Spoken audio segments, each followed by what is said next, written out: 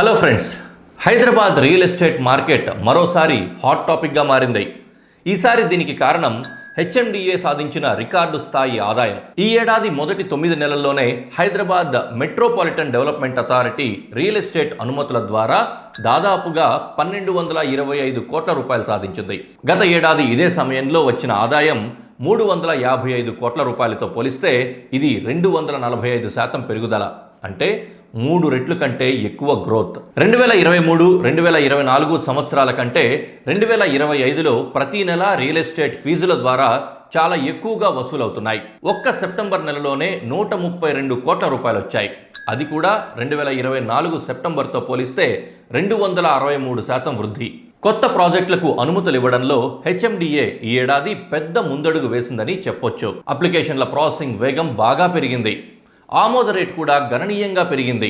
September వరకు HMDA మొత్తం 77 multi story building ప్రాజెక్టులు అనుమతించింది. వీటి విస్తీర్ణం 78.71 లక్షల చదరపు మీటర్ల బిల్డప్ ఏరియా. వీటి ద్వారానే 514 కోట్ల రూపాయలు రాబట్టింది. ఈ సమయంలో మొత్తం 6079 అప్లికేషన్లు ప్రాసెస్ చేయబడ్డాయి. ఇది 2024 కంటే 49% ఎక్కువ.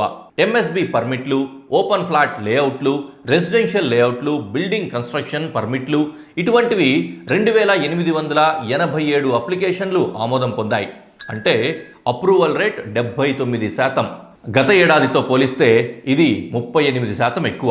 ఇంత భారీ వృద్ధి అంటే హైదరాబాద్ రియల్ ఎస్టేట్ మళ్ళీ బూమ్ మోడ్లోకి వచ్చేసిందని చెప్పాలి.